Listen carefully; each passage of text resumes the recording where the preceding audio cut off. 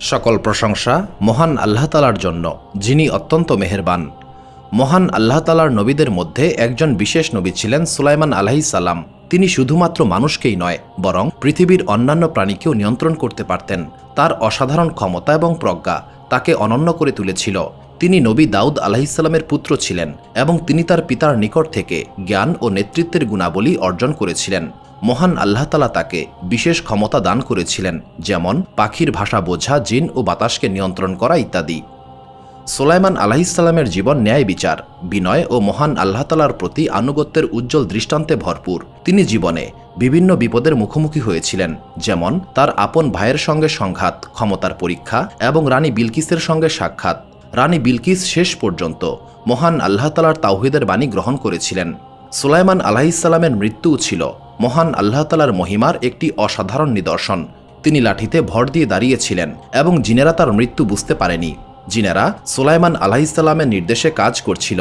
যখন উই পোকা তার লাঠি খেয়ে ফেলেছিল, তখন জিনেরা বুঝতে পেরেছিল তিনি মারা গেছেন। সুলাইমান আলাইহিস সালামের জীবন আমাদের ন্যায় বিচার, নেতৃত্ব এবং মহান আল্লাহ তাআলার প্রতি আনুগত্যের গুরুত্বপূর্ণ শিক্ষা দেয়। তার কাহিনী শুধুমাত্র একজন ন্যায়পরায়ণ বাদশাহ বা নবীর গল্প নয়, বরং এটা এমন একটা কাহিনী যেখানে আমরা দেখতে পাই কিভাবে মহান আল্লাহ তাআলার দেওয়া প্রজ্ঞা এবং পার্থিব ক্ষমতা মিলে একজন আদর্শ ব্যক্তিত্ব গড়ে ওঠে। সুলাইমান আলাইহিস সালাম সকল যুগের মানুষের জন্য অনুসরণীয় হয়ে থাকবেন। সুলাইমান আলাইহিস সালাম তার জীবনে বিপদ, বিশ্বাসঘাতকতা এবং বড় বড় পরীক্ষার মুখোমুখি হয়েছিলেন, কিন্তু তিনি সব সময় মহান আল্লাহ তাআলার উপর ভরসা করেছেন। তার জীবনের গভীর অধ্যায়ে আমরা দেখতে পাই কিভাবে একজন বুদ্ধিমান ও বিনয়ী যুবককে বিশাল সিংহাসনের উত্তরাধিকারী করা হয়েছিল। তিনি পরিবারের চক্রান্ত ও সাহসিকতার সঙ্গে মোকাবেলা করেছিলেন এবং সকল পরীক্ষা সফলভাবে অতিক্রম করেছিলেন। সুলাইমান আলাইহিস সালামের জীবন প্রমাণ করে একজন বান্দার প্রকৃত শক্তি মহান আল্লাহ তাআলার কাছে আত্মসমর্পণের মাঝেই নিহিত। তার জীবনের প্রতিটি ঘটনা শুধুমাত্র নৈতিক শিক্ষাই নয়, বরং মহান আল্লাহ তাআলার মহিমারও প্রতিফলন। এই কাহিনীটি ভালোভাবে বুঝতে ভিডিওটি শেষ পর্যন্ত দেখুন। ভিডিওটি লাইক করুন, সাবস্ক্রাইব করুন এবং যদি কোনো সংশোধনের প্রয়োজন হয় মন্তব্য করতে ভুলবেন না। চলুন শুরু করা যাক। একটি শান্ত গ্রামে হঠাৎ করেই উত্তেজনা ছড়িয়ে পড়েছিল যখন দুইজন মহিলা একটি শিশুকে নিয়ে ঝগড়া করতে করতে গ্রামবাসীদের নিকট বিচার চাইতে এসেছিল। একজন মহিলা কাঁদছিলেন, তার কোলে একটি শিশু শান্তভাবে ঘুমিয়েছিল এবং অন্যজন চিৎকার করে বলছিলেন, এই শিশুটি আমার সন্তান, তোমার সন্তানকে নেকড়ে খেয়ে ফেলেছে, এটা তোমার সন্তান নয়। এই বিবাদ শুনে গ্রামবাসীরা জমায়েত হয়েছিল, কিন্তু তারা বুঝতে পারছিল না তাদের কি করা উচিত। কান্নাকাটি করা যুবতী মহিলা বললেন, এই শিশু আমার সন্তান, আমি তার গন্ধ এবং কান্নার শব্দ চিনি, আমি তাকে জন্ম দিয়েছি। কিন্তু বয়স্ক মহিলা জোর দিয়ে বললেন, এটা আমার সন্তান, তুমি মিথ্যা বলছো, নেকড়ে তোমার সন্তানকে নিয়ে গেছে। এই জটিল পরিস্থিতিতে গ্রামবাসীরা হতবিহ্বল হয়ে পড়েছিল। তখন গ্রামের একজন জ্ঞানী বৃদ্ধ বললেন, এই সমস্যা আমাদের পক্ষে সমাধান করা সম্ভব নয়, একমাত্র আমাদের মহামান্য বাদশাহ দাউদ আলাইহিস সালামই এই সমস্যার সমাধান করতে পারবেন, কারণ তিনি একজন ন্যায় বিচারক। গ্রামবাসীরা দুইজন মহিলাকে নিয়ে দাউদ আলাইহিস সালামের দরবারে হাজির হলেন। দাউদ আলাইহিস সালাম শান্ত কণ্ঠে বললেন, আমি আশা করছি তোমরা আমাকে কোনো মিথ্যা বলবে না। বয়স্ক মহিলা প্রথমে বলল, মহামান্য বাদশাহ, এই শিশুটি আমার সন্তান। যুবতী মহিলা করুণ কণ্ঠে বললেন, মহামান্য বাদশাহ, সে মিথ্যা বলছে, এই শিশুটিকে আমি জন্ম দিয়েছি, এটা আমার সন্তান। দুইজন মহিলার বক্তব্য শুনে দাউদ আলাইহিস সালাম বিভ্রান্ত হয়ে গেলেন। তিনি শিশুটিকে ভালোভাবে লক্ষ্য করলেন এবং গভীরভাবে চিন্তা করে বললেন, এই শিশুটি বয়স্ক মহিলার। এই সিদ্ধান্তে বয়স্ক মহিলা আনন্দে উল্লাস করতে লাগলেন। অন্যদিকে যুবতী মহিলা বাকরুদ্ধ হয়ে পড়েছিলেন। তিনি কোনো প্রতিবাদ না করেই নীরবে শিশুটিকে বয়স্ক মহিলার হাতে তুলে দিলেন। যখন এই সিদ্ধান্তের খবর সুলাইমান আলাইহিস সালামের নিকট পৌঁছালো, তিনি অনুভব করলেন এই সিদ্ধান্তে কোনো কিছু একটা গোলমাল রয়েছে। তখন তিনি ওই দুই মহিলাকে আবারও দরবারে হাজির হওয়ার নির্দেশ দিলেন। যদিও সুলাইমান আলাইহিস সালাম তখন তরুণ ছিলেন, কিন্তু তার প্রজ্ঞা এবং ন্যায় বিচারের জন্য তিনি সারা রাজ্যে বিখ্যাত হয়ে উঠেছিলেন। সেদিন সুলাইমান আলাইহিস সালামের রাজ দরবার কৌতূহলী মানুষে ভরে গিয়েছিল। সবাই এটা জানতে উদ্গ্রীব ছিল যে সুলাইমান আলাইহিস সালাম কিভাবে এই জটিল সমস্যার সমাধান করতে পারবেন। সুলাইমান আলাইহিস সালাম দুইজন মহিলাকে গভীরভাবে পর্যবেক্ষণ করছিলেন। তারপর বললেন, আমি আশা করছি তোমরা কেউ আমাকে মিথ্যা বলবে না। বয়স্ক মহিলা প্রথমে কথা বলল। সে বলল, মহামান্য যুবরাজ, এই শিশুটি আমার সন্তান। যুবতী মহিলা কান্নাজড়িত কণ্ঠে বললেন, মহামান্য যুবরাজ, সে মিথ্যা বলছে। এই শিশুটিকে আমি জন্ম দিয়েছি, এই সন্তান আমার। সুলাইমান আলাইহিসসালাম দুইজন মহিলার কথা শুনে শিশুটিকে দেখলেন। তারপর তিনি একজন প্রহরীকে বললেন, আমাকে একটা ধারালো ছুরি দাও। সুলাইমান আলাইহিসসালামের এই আদেশে সবাই হতবিহ্বল হয়ে পড়েছিল। প্রহরী বিস্ময় ভরা কণ্ঠে জিজ্ঞাসা করল, মহামান্য যুবরাজ, ছুরি? সুলাইমান আলাইহিসসালাম শান্ত কণ্ঠে উত্তর দিলেন, আমি এই শিশুটিকে 2 খণ্ডে বিভক্ত করব, তারপর একজনকে 1 ভাগ এবং অন্যজনকে বাকি ভাগ দেব। এই সিদ্ধান্ত শুনে যুবতী মহিলা চমকে গেলেন। ভয় এবং আতঙ্কে তিনি হতবিহ্বল হয়ে পড়লেন। তিনি সুলাইমান আলাইহিসসালামের সামনে হাঁটু গেড়ে বসে চিৎকার করে বললেন, মহামান্য যুবরাজ, দয়া করুন, এই শিশুটির কোনো ক্ষতি করবেন না। আমি মিথ্যা বলেছিলাম। এই শিশু আমার সন্তান নয়। আপনি এই শিশুটিকে ওই মহিলাকে দিয়ে দিন, তবু তাকে হত্যা করবেন না। আপনি আমাকে আমার মিথ্যার জন্য শাস্তি দিন। অন্যদিকে বয়স্ক মহিলা এই সিদ্ধান্তের পরেও নিশ্চুপ ছিল। তখন সুলাইমান আলাইহিসসালাম বললেন, এই যুবতী মহিলাই হচ্ছে এই শিশুটির আসল মা। একজন মা কখনোই তার সন্তানের কষ্ট সহ্য করতে পারেন না। কক্ষটি কয়েক মুহূর্তের জন্য নিস্তব্ধ ছিল, কিন্তু দর্শকদের হাঁপছাড়ার শব্দে সেই নিস্তব্ধতা ভেঙে গেল। সুলাইমান আলাইহিসসালাম শিশুটিকে তার আসল মায়ের হাতে তুলে দিলেন। মহিলাটি পরম মমতা ও ভালোবাসায় তার সন্তানকে বুকে জড়িয়ে ধরলেন। অন্যদিকে বয়স্ক মহিলা, যিনি শুরুতে আত্মবিশ্বাসী ছিলেন, তিনি এখন লজ্জায় মাথা নিচু করে দাঁড়িয়ে রইলেন। সুলাইমান আলাইহিসসালামের প্রজ্ঞার সামনে তিনি আর নিজেকে রক্ষা করতে পারলেন না। ভীত কণ্ঠে তিনি বললেন, আমি শুধুমাত্র ওই মহিলাকে একটি শিক্ষা দিতে চেয়েছিলাম। তখন সুলাইমান আলাইহিসসালাম বললেন, কি শিক্ষা? মিথ্যার মাধ্যমে ন্যায় বিচার প্রতিষ্ঠিত হয় না। তোমার এই কাজের জন্য মহান আল্লাহ তাআলার কাছে ক্ষমা চাও। বয়স্ক মহিলা হতাশার সঙ্গে কক্ষ ত্যাগ করল, আর যুবতী মহিলা সুলাইমান আলাইহিসসালামের এই প্রজ্ঞার জন্য মহান আল্লাহ তাআলার কাছে কৃতজ্ঞতা প্রকাশ করলেন। তিনি কান্নাজড়িত কণ্ঠে বললেন, হে মহামান্য যুবরাজ, মহান আল্লাহ তাআলা আপনাকে ন্যায় বিচার প্রতিষ্ঠার জন্য বরকত দিন। আপনি আমাকে একটি বড় অবিচার থেকে রক্ষা করেছেন। এই ঘটনা সুলাইমান আলাইহিসসালামের অসাধারণ প্রজ্ঞার প্রমাণ। প্রজ্ঞা শুধুমাত্র যুক্তি বা তর্কের বিষয় নয়, এটা অনুভূতি এবং আন্তরিকতাকেও বোঝায়। একটি গ্রামে একজন আঙ্গুর চাষি সকালে ঘুম থেকে জাগ্রত হলেন। তিনি তার বাগানের পরিপক্ক আঙ্গুর সংগ্রহ করার পরিকল্পনা করেছিলেন, যেগুলো তিনি বছরের পর বছর যত্ন সহকারে চাষ করেছেন। কিন্তু বাগানে পৌঁছে তিনি দেখলেন আঙ্গুরের পাতা মাটিতে ছড়িয়ে রয়েছে, গাছের ডালগুলি ভাঙা এবং গাছে কোনো ফল নেই। কৃষক স্তম্ভিত হয়ে দাঁড়িয়ে রইলেন। তারপর রাগে চিৎকার করে বললেন, কে আমার এই সর্বনাশ করেছে? অল্প সময়ের মধ্যেই তার প্রতিবেশী উপস্থিত হলেন। তারপর বললেন, হে আমার ভাই, আমি ভয় করছি। আমার ছাগলগুলির কারণেই তোমার বাগানের এই ক্ষতি হয়েছে। গত রাতে আমার ছাগলগুলি পালিয়েছিল এবং আমি জানতাম না তারা তোমার বাগানে ঢুকে এমনটা করেছে। কৃষক প্রচণ্ড রাগে প্রতিবেশীকে বললেন, তোমার ছাগলগুলি আমার বাগান ধ্বংস করেছে, এখন আমি কি করব? প্রতিবেশী মাথা নিচু করে বললেন, আমি জেনে শুনে এমনটা করিনি, এমনটা হবে আমি জানতাম না। কিন্তু কৃষক তার রাগ নিয়ন্ত্রণ করতে পারলেন না। তিনি বললেন, তোমাকে অবশ্যই এই ক্ষতির দায় নিতে হবে। তাদের তীব্র ঝগড়ার কারণে গ্রামবাসীরা জড়ো হতে শুরু করল। গ্রামের একজন জ্ঞানী ব্যক্তি বললেন, আমরা তর্ক করে এই সমস্যার সমাধান করতে পারবো না। এই সমস্যার সমাধান একমাত্র আমাদের মহামান্য বাদশাহ দাউদ আলাইহিসসালামই করতে পারবেন। তিনি আমাদের মধ্যে সবচেয়ে ন্যায় বিচারক। দাউদ আলাইহিসসালামের দরবারে 2 জন ব্যক্তি সমস্ত ঘটনা খুলে বললেন। আঙ্গুর বাগানের মালিক কান্নাজড়িত কণ্ঠে বললেন, হে মহামান্য বাদশাহ, আমার সমস্ত বাগান ধ্বংস হয়ে গেছে। তার ছাগলগুলি আমার বাগান নষ্ট করেছে। আমি এখন কি করব জানি না। ছাগলের মালিক অপরাধ বোধে ভুগছিলেন, কিন্তু তিনি নিজেকে রক্ষা করার শেষ চেষ্টা করলেন। তিনি বললেন, হে মহামান্য বাদশাহ, রাতে আমার ছাগলগুলি পালিয়েছিল। আমি জানতাম না তার এত বড় ক্ষতি হয়ে যাবে। দাউদ আলাইহিসসালাম মনোযোগ সহকারে 2 জনের বক্তব্য শুনলেন। তারপর তিনি সিদ্ধান্ত দিলেন, যেহেতু ছাগলগুলি আঙ্গুর বাগান নষ্ট করেছে, তাই ছাগলের মালিক ক্ষতিপূরণ হিসেবে বাগানের মালিককে তার সমস্ত ছাগল হস্তান্তর করবে। এই সিদ্ধান্তে বাগানের মালিক খুশি হতে পারলেন না। তার মনে হচ্ছিল কোথাও কিছু একটা ভুল হচ্ছে। অন্যদিকে ছাগলের মালিক তার সমস্ত ছাগল হারানোর কথা ভেবে খুবই কষ্ট পেলেন, কারণ ছাগলগুলি না থাকলে তিনি কিভাবে জীবিকা নির্বাহ করবেন। এই বিচার সভায় গ্রামের একজন জ্ঞানী ব্যক্তি উপস্থিত ছিলেন। তিনি বললেন, আমাদের উচিত সুলাইমান আলাইহিসসালামের নিকট এই সমস্যার বিষয়টি উপস্থাপন করা। তিনি হয়তো আরও ভালো কোনো সমাধান দিতে পারবেন। শেষ পর্যন্ত সবাই সুলাইমান আলাইহিসসালামের সামনে উপস্থিত হল। সুলাইমান আলাইহিসসালাম তাদের কাহিনী মনোযোগ দিয়ে শুনলেন। তারপর তিনি জিজ্ঞাসা করলেন, আমার পিতা কি সিদ্ধান্ত দিয়েছেন? তারা উত্তরে বললেন, ছাগলের মালিককে তার সমস্ত ছাগল বাগানের মালিকের হাতে তুলে দিতে হবে। সুলাইমান আলাইহিসসালাম গভীরভাবে চিন্তা করে শান্ত কণ্ঠে বললেন, আমার পিতা সঠিক সিদ্ধান্তই নিয়েছেন, কিন্তু তোমরা তার সিদ্ধান্ত সঠিকভাবে বুঝতে পারোনি। তিনি ব্যাখ্যা করে বললেন, ছাগলের মালিক তার সমস্ত পশু বাগানের মালিকের কাছে হস্তান্তর করবে, তবে স্থায়ীভাবে নয়। বাগানের মালিক ক্ষতিপূরণ হিসেবে ছাগলগুলির দুধ, পশম এবং অন্যান্য উৎপাদন থেকে লাভবান হবেন। অন্যদিকে ছাগলের মালিক বাগান মেরামত করবে। যখন বাগানটি আগের মতো হয়ে যাবে, তখন ছাগলগুলি তার মালিকের কাছে ফিরিয়ে দেওয়া হবে। কক্ষটি নিস্তব্ধ হয়ে গেল। সুলাইমান আলাইহিসসালামের এই সিদ্ধান্ত সকলের কাছেই ন্যায়সঙ্গত এবং প্রজ্ঞাপূর্ণ মনে হল। বিচারপ্রার্থী দুইজনেই স্বস্তি পেলেন। বাগানের মালিক তার প্রতিবেশীর ক্ষতি না করেই ক্ষতিপূরণ পেলেন।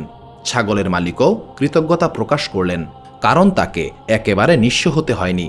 দরবারের উপস্থিত সবাই চিৎকার করে বললেন, এটা অত্যন্ত প্রজ্ঞাপূর্ণ সিদ্ধান্ত। ন্যায় বিচার প্রতিষ্ঠিত হয়েছে। সিদ্ধান্ত ঘোষণার পর উভয় পক্ষ তাদের সম্মতি জ্ঞাপন করলেন। বাগানের মালিক কৃতজ্ঞ কণ্ঠে বললেন, হে মহামান্য যুবরাজ, একটি ন্যায়সঙ্গত সমাধান দেওয়ার জন্য ধন্যবাদ। ছাগলের মালিকও বললেন, আমি এই ঘটনায় খুবই কষ্ট পেয়েছিলাম, কিন্তু এই সিদ্ধান্ত আমাকে আমার দায়িত্ব সম্পর্কে সচেতন করেছে। হে মহামান্য যুবরাজ, মহান আল্লাহ তাআলা আপনাকে বরকত দিন। সুলাইমান আলাইহিসসালামের এই সিদ্ধান্তের খবর সমগ্র রাজ্যে ছড়িয়ে পড়েছিল। রাজ্যবাসী তার প্রজ্ঞার প্রশংসা করছিল। এমনকি দাউদ আলাইহিসসালাম যখন এই সিদ্ধান্তের কথা শুনলেন, তখন তিনি তার পুত্রের প্রজ্ঞার জন্য মহান আল্লাহ তাআলার দরবারে শুকরিয়া আদায় করলেন। তিনি গর্বিত কণ্ঠে বললেন, মহান আল্লাহ তাআলা আমার পুত্রকে অসাধারণ প্রজ্ঞা দান করেছেন। তিনি এমন একজন নেতা যিনি আমাদের উম্মার জন্য কল্যাণ বয়ে আনবেন।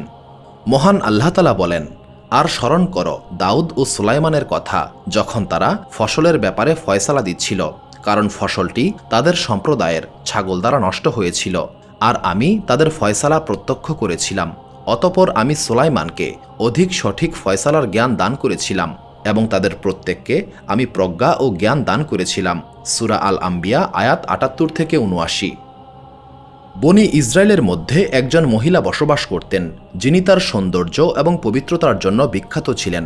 তার মুখমণ্ডল ছিল উজ্জ্বল এবং তার আচরণে পবিত্রতা প্রকাশ পেত, কিন্তু তার এই সৌন্দর্যের কারণে তাকে অনেক বিপদের মুখোমুখি হতে হয়েছিল। অনেক পুরুষ তাকে কামনা করতেন, কিন্তু তিনি সব সময় তার সম্মান রক্ষা করে চলতেন এবং প্রতিটি প্রলোভনকে প্রত্যাখ্যান করতেন। একদিন এই মহিলা গ্রামের কুয়ো থেকে পানি সংগ্রহ করছিলেন। তখন 4 জন পুরুষ, যারা সম্প্রদায়ের নেতা ছিল, তারা মহিলাটির কাছে এসে বলল, তুমি চাইলে অনেক টাকার মালিক হতে পারো। আমরা এর আগেও তোমাকে অনেকবার এই প্রস্তাব দিয়েছি। মহিলাটি রাগান্বিত কণ্ঠে উত্তর দিলেন, মহান আল্লাহ তাআলা আমাকে অগণিত নিয়ামত দান করেছেন। আমি আমার সম্মান আল্লাহ তাআলার জন্য রক্ষা করি, নিজের জন্য নয়। দ্বিতীয় ব্যক্তিটি বলল, এত অহংকার করো না। আমি চাই তুমি আমাদের চাহিদা পূরণ করো। যদি তুমি আমাদের প্রত্যাখ্যান করো, তবে আমরা তোমার জীবনকে দুঃখময় করে তুলব। মহিলাটি দৃঢ় কণ্ঠে বললেন, আমার সম্মান নষ্ট হওয়ার চেয়ে ধ্বংস হওয়াকে আমি বেশি পছন্দ করি। 4 জন পুরুষ কিছুটা অবাক হয়েছিল। তারা এমন কঠোর প্রত্যাখ্যান আশা করেনি। তাদের মধ্যে একজন হুমকির সুরে বলল, তবে অপেক্ষা করো, অচিরেই নিজের ধ্বংস দেখতে পাবে। সেই রাতে 4 জন পুরুষ গোপনে আলোচনা করে পরিকল্পনা করল কিভাবে তারা মহিলাকে ধ্বংস করবে। তাদের মধ্যে একজন বলল, আমরা তাকে এমন একটি জঘন্য কাজের জন্য অভিযুক্ত করব, যাতে তার সম্মান একেবারে ধ্বংস হয়ে যায়। এমন অভিযোগ করব যা সে কোনোভাবেই প্রমাণ করতে পারবে না। পরের দিন দাউদ আলাইহিসসালামের দরবারে তারা উপস্থিত হয়ে বলল, হে মহামান্য বাদশাহ, অমুক মহিলা কুকুরের সঙ্গে অশ্লীল কাজে লিপ্ত হয়েছে। সে আপনার রাজ্যকে অপবিত্র করেছে। এই অভিযোগ শুনে দাউদ আলাইহিসসালাম এই অপরাধের শাস্তি নিয়ে চিন্তা করতে লাগলেন। প্রচলিত আইন অনুসারে যদি অভিযোগ সত্য প্রমাণিত হয়, তবে এর শাস্তি হবে পাথর মেরে হত্যা করা। দাউদ আলাইহিসসালামের দরবারে মহিলাকে হাজির করা হলো। তিনি গভীর কষ্ট নিয়ে উপস্থিত হয়েছিলেন এবং তিনি জানতেন এটা তার জন্য একটি বড় পরীক্ষা। তিনি দৃঢ় কণ্ঠে বললেন, হে মহামান্য বাদশাহ, আমি আল্লাহ তাআলার নামে শপথ করে বলছি, এই অভিযোগ সম্পূর্ণ মিথ্যা।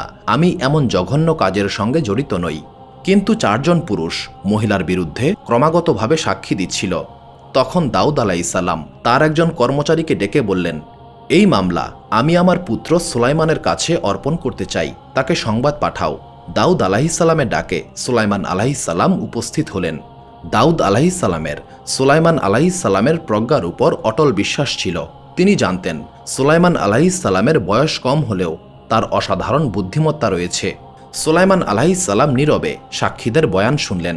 এরপর তিনি একজন সাক্ষীকে গোপন কক্ষে নিয়ে গেলেন এবং প্রশ্ন করলেন, তুমি যে কুকুরটিকে ওই মহিলার সঙ্গে দেখেছ তার রং কি ছিল? প্রথম সাক্ষী আত্মবিশ্বাসের সঙ্গে বলল, মহামান্য যুবরাজ, কালো রঙের ছিল। সুলাইমান আলাইহিসসালাম প্রথম সাক্ষীকে বিদায় করে দ্বিতীয় সাক্ষীকে ডাকলেন এবং একই প্রশ্ন করলেন। দ্বিতীয় সাক্ষী বলল, মহামান্য যুবরাজ, লাল রঙের ছিল। তৃতীয় সাক্ষীকে জিজ্ঞাসা করা হলে সে বলল, ধূসর রঙের ছিল। চতুর্থ সাক্ষীকে জিজ্ঞাসা করা হলে সে বলল, সাদা রঙের ছিল।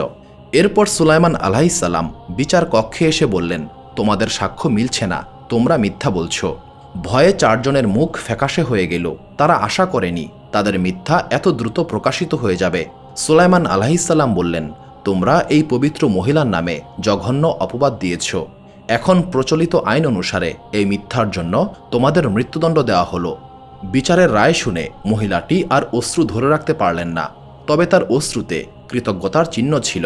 তিনি সুলাইমান আলাইহিসসালামকে বললেন, হে মহামান্য যুবরাজ, মহান আল্লাহ তাআলা আপনার প্রজ্ঞা ও ন্যায় বিচারের জন্য আপনাকে বরকত দিন। চারজন পুরুষকে তাদের মিথ্যা অপবাদের জন্য শাস্তি দেওয়া হলো। নবী সুলাইমান আলাইহিসসালামের প্রজ্ঞার খবর সমগ্র বনি ইসরায়েলে ছড়িয়ে পড়েছিল। সবাই সুলাইমান আলাইহিসসালামের এই প্রজ্ঞা এবং বিচক্ষণতার জন্য প্রশংসা করতে লাগল। শৈশব থেকেই নবী সুলাইমান আলাইহিসসালাম অসাধারণ বুদ্ধিমত্তা ও প্রজ্ঞার অধিকারী ছিলেন। তার পিতা দাউদ আলাইহিসসালাম তার মধ্যে বিশাল সম্ভাবনা দেখতে পেয়েছিলেন। সুলাইমান আলাইহিসসালামের সঙ্গে তিনি প্রায়ই রাজ্য পরিচালনার বিষয়ে আলোচনা করতেন এবং সুলাইমান আলাইহিসসালামও বিভিন্ন সমস্যার সুন্দর সমাধান দিতেন। এক রাতে দাউদ আলাইহিসসালাম সুলাইমান আলাইহিসসালামকে তার কক্ষে ডাকলেন। জেরুজালেমের রাতের বাতাস শীতল ছিল এবং চাঁদের আলো কক্ষে নরম আভা ছড়িয়ে দিচ্ছিল। দাউদ আলাইহিসসালাম বললেন, সুলাইমান, আমার নিকটে আসো। সুলাইমান আলাইহিসসালাম পিতার আদেশ মেনে তার পাশে বসলেন। দাউদ আলাইহিসসালাম বললেন, মহান আল্লাহ তাআলা তোমাকে অসাধারণ জ্ঞান, বুদ্ধিমত্তা ও প্রজ্ঞা দান করেছেন। আমার পরে তুমি বনি ইসরায়েলের নেতা হিসেবে স্থলাভিষিক্ত হবে। দাউদ আলাইহিসসালামের এই কথায় সুলাইমান আলাইহিসসালাম বিস্মিত হলেন। তিনি বললেন, মহামান্য পিতা, আমার ভাই আবু শালম আমার চেয়েও বড়, শক্তিশালী এবং অভিজ্ঞতায় পরিপূর্ণ। দাউদ আলাইহিসসালাম বললেন, রাজত্ব শারীরিক শক্তির বিষয় নয়, বরং প্রজ্ঞা ও ন্যায় বিচারের বিষয়। মহান আল্লাহ তাআলা তোমাকে এই গুণাবলী দান করেছেন। সুলাইমান আলাইহিসসালাম নীরব রইলেন। তিনি নিজেকে সিংহাসনের যোগ্য মনে করতেন না, কিন্তু পিতার আদেশ অমান্য করার মতো শক্তি তার ছিল না। তিনি বললেন, এটা যদি মহান আল্লাহ তাআলার ইচ্ছা হয় তবে আমি দায়িত্ব গ্রহণ করতে প্রস্তুত রয়েছি, কিন্তু আমি ভয় পাচ্ছি আমার ভাই আবু শালম এই সিদ্ধান্তে খুশি হবে না। দাউদ আলাইহিসসালাম বললেন, আমি জানি আবু শালম এই সিদ্ধান্ত মানতে চাইবে না, কিন্তু তোমাকে সমস্ত বিপদের জন্য প্রস্তুত থাকতে হবে, কারণ এটা মহান আল্লাহ তাআলার পরীক্ষা। অন্যদিকে আবু শালম যখন জানতে পারল সুলাইমান আলাইহিসসালাম পরবর্তী বাদশাহ হবেন, তখন সে প্রচণ্ড রাগে ফেটে পড়ল। সে চিৎকার করে বলল, আমি আমার পিতার জ্যৈষ্ঠ পুত্র, সিংহাসনের আসল দাবিদার আমি। এরপর আবু শালম সিংহাসন দখল করার পরিকল্পনা করতে লাগল। সে বনি ইসরায়েলের জনগণের নিকটে গেল এবং তাদের অভাব অভিযোগ শুনল এবং মিষ্টি মিষ্টি প্রতিশ্রুতি দিতে শুরু করল। একদিন সকালে আবু শালম দাউদ আলাইহিসসালামের সঙ্গে দেখা করতে আসা লোকদেরকে স্বাগত জানালো। সে একজন বৃদ্ধ কৃষকের সঙ্গে কথা বলল, যিনি তার জমির সমস্যার সমাধানের জন্য এসেছিলেন। আবু শালম নরম সুরে বলল, আপনার সমস্যার কথা বলুন। কৃষক তার সমস্যার কথা বললেন। কৃষকের সমস্যা শুনে আবু শালম বলল, যদি আমি বাদশাহ হতাম তবে আপনার এই সমস্যার ন্যায়সঙ্গত সমাধান করে দিতাম, কিন্তু এখন আপনাকে আমার পিতার সঙ্গে সাক্ষাতের জন্য অপেক্ষা করতে হবে। আবু শালমের চাতুর্যপূর্ণ কথায় কৃষক মুগ্ধ হয়ে গেলেন। তিনি রাজ্যময় বলে বেড়াতে শুরু করলেন, যুবরাজ আবু শালম দাউদ আলাইহিসসালামের চেয়েও জনগণের প্রতি বেশি যত্নশীল। দিনের পর দিন আবু শালমের সুনাম বাড়তে থাকল। আবু শালম দেশের প্রতিটি কোণে গুপ্তচর পাঠিয়ে নিজের প্রশংসা ছড়িয়ে দিচ্ছিল। আবু শালম তার সমর্থকদের বলল, যখন তোমরা সিঙ্গার আওয়াজ শুনতে পাবে তখন জমায়েত হবে এবং আমাকে বাদশাহ হিসেবে ঘোষণা করবে। একদিন সকালে দাউদ আলাইহিসসালাম কয়েকজন উপদেষ্টার সঙ্গে প্রাসাদের বারান্দায় বসেছিলেন। এমন সময় বাইরে গর্জন শোনা গেল। জনগণ উল্লাস করছিল এবং দূর থেকে শিঙ্গার আওয়াজ ভেসে আসছিল। তখন একজন প্রহরী এসে বলল, হে মহামান্য বাদশাহ, জনগণ আবু সালমকে বাদশাহ হিসেবে ঘোষণা করেছে এবং তার সমর্থকরা প্রাসাদের দিকেই এগিয়ে আসছে। দাউদ আলাইহিসসালাম শান্ত রইলেন। তিনি দাঁড়িয়ে বললেন, আমরা লড়াই করব না, আমি এই পবিত্র ভূমিতে রক্তপাত চাই না। তিনি তার অনুগত অনুসারীদেরকে প্রাসাদ ত্যাগ করার নির্দেশ দিয়েছিলেন। তারা জর্ডান নদী পার হয়ে জৈতুন পাহাড়ে আশ্রয় নিলেন। সেখানে দাউদ আলাইহিসসালাম রাত্রি যাপন করলেন এবং মহান আল্লাহ তালার কাছে ফরিয়াদ করে বললেন, হে আমার আল্লাহ তালা, যদি এটা তোমার পরীক্ষা হয় তবে আমাকে এই পরীক্ষায় অংশগ্রহণ করার মতো শক্তি দাও। আমার জনগণকে ধ্বংসের হাত থেকে রক্ষা করো এবং আমার পুত্র আবু সালমকে হেদায়েত দাও। কয়েকদিন পর দাউদ আলাইহিসসালাম সিংহাসন উদ্ধার করার সিদ্ধান্ত নিলেন। তিনি তার অনুগত এবং অনুসারীদেরকে ডাকলেন এবং জেরুজালেম আক্রমণ করার নির্দেশ দিলেন। তবে রওনা হওয়ার আগে তিনি সেনাবাহিনীকে বললেন, যখন তোমরা আবু সালমকে খুঁজে পাবে তাকে আঘাত করো না, তাকে জীবিত অবস্থায় ধরে আনবে, সে আমার সন্তান। দাউদ আলাইহিসসালামের সেনাবাহিনী জেরুজালেমের দিকে অগ্রসর হল। সেখানে তারা আবু সালমের বাহিনীর মুখোমুখি হল। যুদ্ধ শুরু হল। আবু সালমের বাহিনী সংখ্যায় বড় হলেও তারা কৌশলগতভাবে দুর্বল ছিল। দাউদ আলাইহিসসালামের সেনাবাহিনী তাদের পরাজিত করতে সক্ষম হল। আবু সালম জঙ্গলের রাস্তা দিয়ে পালিয়ে যাচ্ছিল, কিন্তু আবু সালমের লম্বা চুল একটি বৃক্ষের ডালে আটকে গিয়েছিল। আবু সালম সেখানেই ঝুলে রইল, সে নাড়াচাড়া করতে পারছিল না। দাউদ আলাইহিসসালামের একজন সৈন্য তাকে খুঁজে পেল এবং কমান্ডারকে সংবাদ দিল। যদিও দাউদ আলাইহিসসালাম আবু সালমকে জীবিত অবস্থায় ধরে আনার নির্দেশ দিয়েছিলেন, কিন্তু কমান্ডার তাকে হত্যা করার সিদ্ধান্ত নিয়েছিল, কারণ আবু সালম ভবিষ্যতে আবারও বিদ্রোহ করতে পারে। দাউদ আলাইহিসসালাম যখন আবু সালমের মৃত্যুর খবর পেলেন তখন তিনি প্রচণ্ড কষ্ট পেলেন। কান্নাজড়িত কণ্ঠে তিনি বললেন, আমার পুত্র আবু সালম, তোমাকে কেন মরতে হলো? যদি তোমার বদলে আমাকে মৃত্যুবরণ করতে বলা হতো তবে আমি মৃত্যুটাই গ্রহণ করতাম। তিনি প্রচণ্ড কষ্ট পেয়েছিলেন, কিন্তু তিনি জানতেন মহান আল্লাহ তাআলার সিদ্ধান্তই সর্বোত্তম। তিনি জেরুজালেমে ফেরত গেলেন এবং রাজ্যের শৃঙ্খলা পুনরুদ্ধার করলেন। কয়েক বছর পর দাউদ আলাইহিসসালাম বুঝতে পারলেন তিনি এই দুনিয়ায় আর বেশি দিন থাকবেন না। তিনি সুলাইমান আলাইহিসসালামকে সংবাদ দিলেন। কক্ষের বাতাস যেন ভারী হয়ে উঠল, সমস্ত কিছুই যেন অনুভব করছিল দাউদ আলাইহিসসালাম বেশি দিন আর এই দুনিয়ায় অবস্থান করবেন না। দাউদ আলাইহিসসালাম দুর্বল কণ্ঠে বললেন, এই রাজ্য মহান আল্লাহ তাআলার আমানত এবং আমি এই আমানত তোমাকে অর্পণ করছি। দাউদ আলাইহিসসালামের চোখ অশ্রুতে ভরে গেল। তিনি বললেন, হে মহামান্য পিতা, আমি জানি না এত বড় দায়িত্ব আমি বহন করতে পারবো কিনা। দাউদ আলাইহিসসালাম মৃদু হেসে বললেন, তুমি একা নও আমার পুত্র, মহান আল্লাহ তাআলা তোমার সঙ্গে রয়েছেন। তার উপর পরিপূর্ণ আস্থা এবং বিশ্বাস রাখো, তবেই তুমি ন্যায়সঙ্গতভাবে শাসন করতে সক্ষম হবে। কয়েকদিন পর দাউদ আলাইহিসসালাম বার্ধক্যজনিত কারণে ইন্তেকাল করলেন। সুলাইমান আলাইহিসসালাম পিতার নির্দেশ অনুসারে সিংহাসনে আরোহণ করলেন। সিংহাসনে বসেই তিনি মহান আল্লাহ তাআলার কাছে দোয়া করে বললেন, হে আমার রব, আমাকে ক্ষমা করুন এবং আমাকে এমন একটি রাজ্য দান করুন যা আমার পরে আর কেউ পাবে না। নিশ্চয়ই আপনি মহান দাতা। সূরা সাদ আয়াত ৩৫। মহান আল্লাহ তাআলা তার প্রার্থনা কবুল করলেন। সুলাইমান আলাইহিসসালাম ন্যায় বিচার এবং প্রজ্ঞার সঙ্গে তার রাজ্য শাসন করছিলেন এবং তার উপর অর্পিত আমানত রক্ষা করলেন। তিনি জিন, মানুষ এবং পশুদের দ্বারা সম্মানিত হলেন এবং তার পিতার উত্তরাধিকারকে মহিমান্বিত করলেন। এক রাতে সুলাইমান আলাইহিসসালাম তার প্রাসাদের আঙ্গিনায় বসেছিলেন। রাতের শীতল বাতাস তার সঙ্গী ছিল। গভীর একাগ্রতায় তিনি আকাশের দিকে তাকিয়েছিলেন। তার হৃদয় মহান আল্লাহ তাআলার দেয়া নিয়ামতের জন্য কৃতজ্ঞতায় ভরে উঠছিল। তার পাশেই দাঁড়িয়েছিলেন তার বিশ্বস্ত বন্ধু ফুলান, যিনি সুলাইমান আলাইহিসসালামকে নবুয়তের দায়িত্ব পালনে সহযোগিতা করতেন। ফুলান সুলাইমান আলাইহিসসালামের মুখে গভীর চিন্তার ছাপ লক্ষ্য করে বললেন, হে মহামান্য বাদশাহ, আপনি কি কোনো বিপদের আশঙ্কা করছেন? সুলাইমান আলাইহিসসালাম বললেন, হে ফুলান, আমাদের রব মহান আল্লাহ তাআলা কতই না মহান। এই আসমান, আসমানের তারা, বাতাস, এমনকি দুনিয়ার প্রতিটি বালুকণা সবই তার ক্ষমতার অধীন। ফুলান জিজ্ঞাসা করলেন, আপনি কি কোনো কারণে চিন্তিত? সুলাইমান আলাইহিসসালাম কিছুক্ষণ চুপ করে থেকে বললেন, মহান আল্লাহ তাআলা আমাকে এই সুবিশাল রাজত্ব দান করেছেন। এই রাজ্য, এই রাজ্যের মানুষ, আমার কাছে আত্মসমর্পণকারী সমস্ত সৃষ্টি সবই মহান আল্লাহ তাআলার পরীক্ষা। আমি ভয় পাচ্ছি, যদি কোনোদিন আমি এই আমানতের খেয়ানত করে ফেলি তবে আমার কি হবে? ফুলান বললেন, মহামান্য বাদশাহ, মহান আল্লাহ তাআলা আপনাকে প্রজ্ঞা, ন্যায় বিচার এবং নেতৃত্বের ক্ষমতা দিয়েছেন, তিনি মহাজ্ঞানী। সুলাইমান আলাইহিসসালাম বললেন, আমি মহান আল্লাহ তাআলার কাছে এমন কিছু চাইব যা আগে কেউ কখনো চায়নি। সুলাইমান আলাইহিসসালামের এই কথায় ফুলান বিস্মিত হলেন। সুলাইমান আলাইহিসসালাম বললেন, আমি মহান আল্লাহ তাআলার কাছে এমন একটি রাজ্য চাইব যার কোনো তুলনা হয় না, এমন একটি রাজ্য যা আমার পরে আর কেউ পাবে না। কিন্তু আমি এই রাজ্য গর্বের জন্য চাই না, বরং যাতে আমি ন্যায় বিচার প্রতিষ্ঠা করতে পারি এবং মানুষকে মহান আল্লাহ তাআলার মহিমা দেখাতে পারি।